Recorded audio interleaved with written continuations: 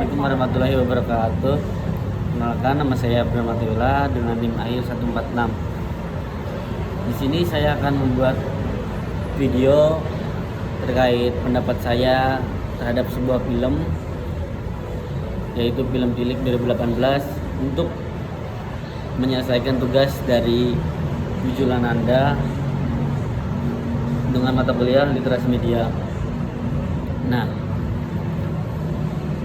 film Tilik itu rilis pada tahun 2018, kemudian disutradarai oleh Wahyu Agung dan diproduksi di Yogyakarta.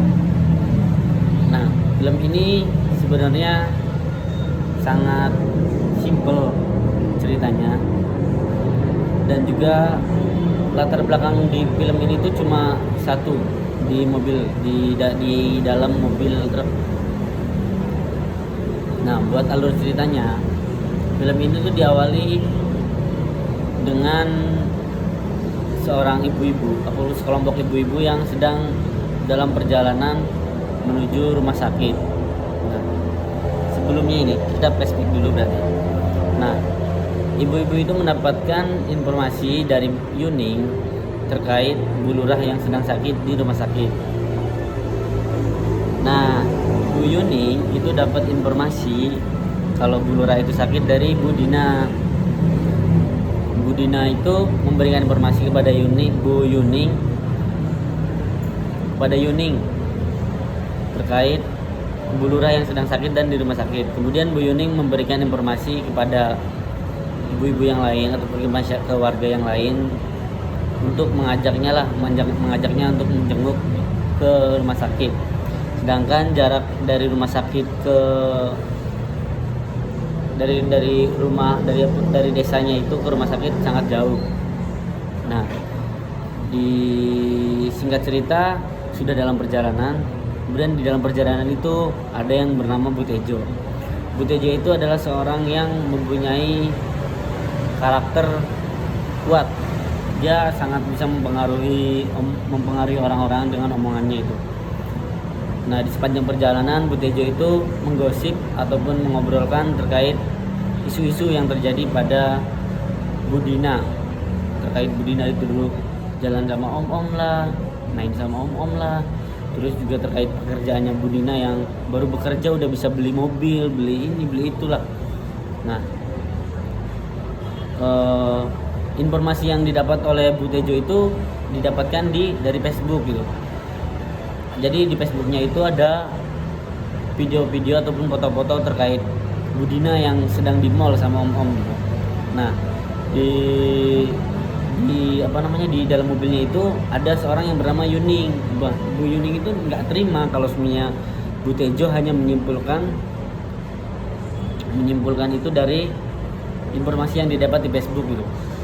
Bu Yuning itu berbicara kepada Bu Tejo kalau informasi yang dia dapatkan dari Facebook itu belum tentu benar dan bahkan bisa menjadi fitnah.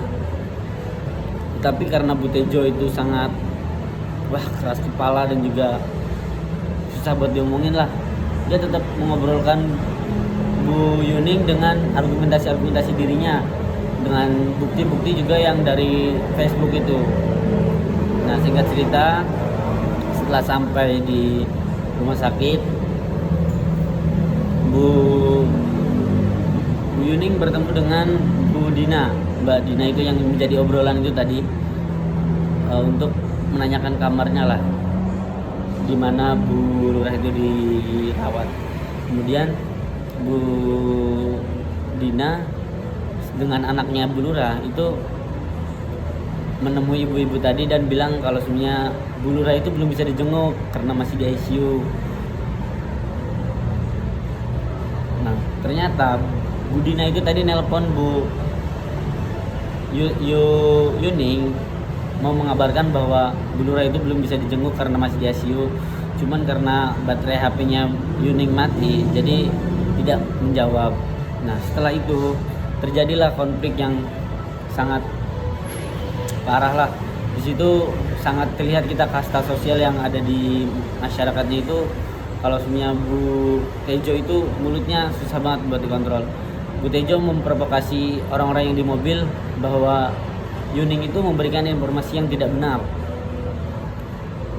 terkait Bu Lurah.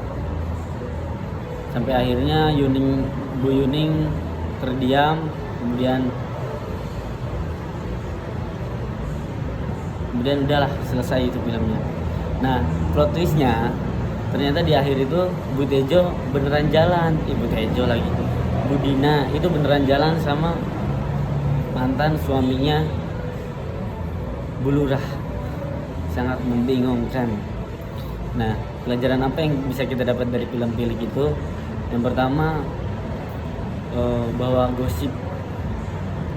sebelum gosip kita harus mencerna terkait informasi ataupun mengkritisi informasi yang ada di Facebook terkait apa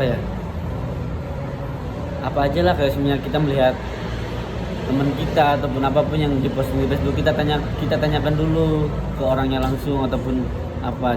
Jadi jangan asal kita simpulkan. Terus kemudian kalau kita mendapatkan informasi tentang apapun di Facebook, jangan kita omongkan langsung kalau kita belum tahu yang sebenarnya yang terjadi gitu.